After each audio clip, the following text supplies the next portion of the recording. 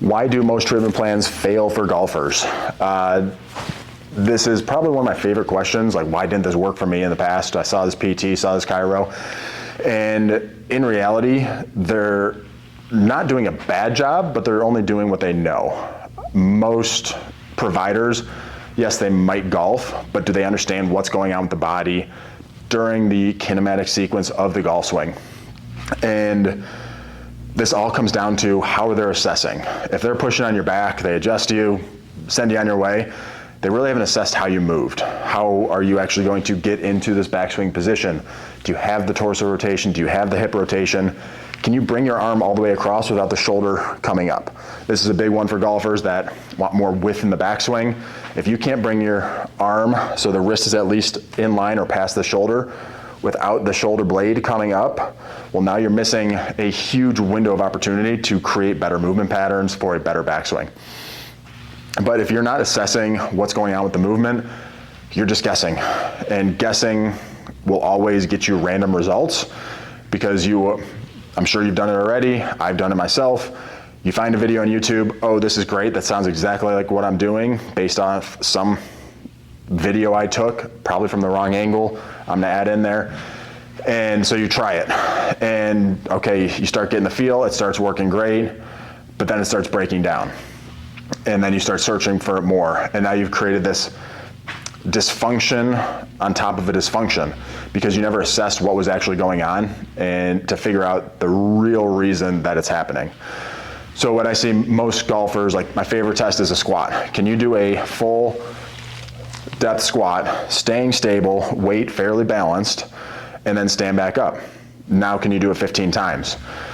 A lot of the golfers over 50 that I see, one, they can't squat, hip crease below the knee, so below parallel, and they have a hard time doing it 15 reps in a row. So they don't have the strength, they don't have the capacity, they don't have the movement quality to make it happen.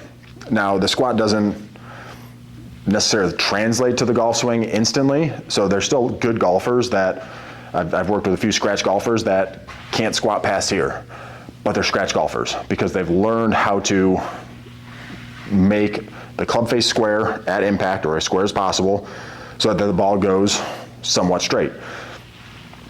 But a lot of them are in my office, not so much for golf performance, but because they've got the back stiffness. Their shoulders are starting to ache, hips and knees have issues. And if you can't do a squat, you're gonna have all these issues. So we work more on how their body's moving and won't change anything with the golf swing. The goal is for them to feel confident stepping up to the first tee. But again, it all starts with the assessment. If your provider is not assessing how your body moves in all three planes, so that's forward and back, rotation, and then side to side, which for golf, you need all three. If anyone tells you you don't, run away. But then we need to assess range of motion, or do the hips have adequate range of motion to complete the golf swing you are making? Not to complete Rory's golf swing, but to complete your golf swing. If your golf swing is just here to here, and you're a scratch handicap, I'm probably not gonna change anything. Do I want more hip rotation? Yes, just from what we know as far as like normal values, and keeping your body as mobile and keeping you as independent as possible, yes, we'll start working on that. And we're not looking for a huge improvement, but enough that you can start moving in more directions a little more freely. The thoracic rotation. When I see golfers that lift their arms straight up and reverse pivot or reverse tilt, then we need to work on that because we know that some swing flaws are injury-inducing mechanisms, and that reverse pivot, tilting the spine towards the target at the top of the backswing, or really parallel, is a big driver for low back pain. But that comes back to, can you rotate through the thoracic spine? Do you have enough rotation through the hips? Do you know how to control all of it? So we need to assess everything, build a treatment plan based off that assessment, and we should be assessing, or you should be assessing, your provider should be assessing every single visit that you're in the office. Because if you're not making changes session to session, then you're missing something. I see it way too often. It happens in my office. And we go through assessment, start fixing one thing, everything when they're in the office changes, they feel great, they go back out into the real world, it all falls apart when they come back in the next time, they're exactly where they were. That means you're not treating the right thing. And if you're not assessing every single session, it could be once a week, could be 3 times a week, then you're gonna miss this. And that's why so many people don't get better with treatment plans, is they assess on the first visit, they assess on the 16th visit. And there's all that time in between there that you could have been making little adjustments so that when you got to the 16th visit, you actually made long-term changes. This is not a get adjusted, wow, I feel great, come back in the next time, stiff and sore again. I went through it myself. I've seen 15 different chiropractors. I've had multiple back injuries. I've tried general PT, and what I found is I had to find experts in the field. I've traveled to Columbus, I've been to Holland, I've been to Chicago, and worked with these providers to actually get results.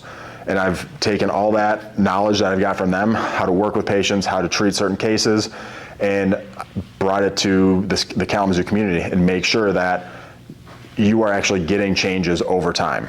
Not, I feel better for half an hour after I leave here. So, recap everything. The only thing that you should really learn from this video is you need to be assessing all the time. Last little tidbit here, I was on a flight this past week and listening to a book on, I can't remember the name of the book, but it's about the Shaolin Way. And the first 6 hours of the book were all about physical movement to train the brain, but also understanding how to ground your feet. Are you checking in, if you're doing a meditation, are you checking in with your body? Do you understand where you hold excess tension? For me, I hold excess tension through my chest and through my calves. I know it all the time. Right now, I've been standing for about 30 minutes. I can feel it, and that's why I'm bouncing around. I'm trying to relieve that excess tension throughout my body. We have to be in tune with our body, and this is a self-assessment. You can do it, go through, kind of check every area of the body, focus just on the joints. How's my neck feel? How's my shoulder feel? How's my midsection, my back, hips, knees, ankles? And that's just standing here. If I stand here, you can usually sense out where you're holding excess tension, and you can pretty much find your areas of root cause. Again, it's not the best way to do it because we are very not aware of ourselves. We think an area is tight, but it's actually other areas, and that's just a compensation. But again, you should be doing multiple self-checks throughout the day. If you're sitting at your office, okay, is my back tight? Is my neck tight? Shoulders, are my shoulders up here? So quick check-ins throughout the day will help you just become more aware. So self-assess, go get assessed by a provider. If the provider's not assessing every single time that you come in, then you need to find a new provider. And you should feel better throughout the treatment plan, not just good for a day or two, and then reset when you go in for your next visit.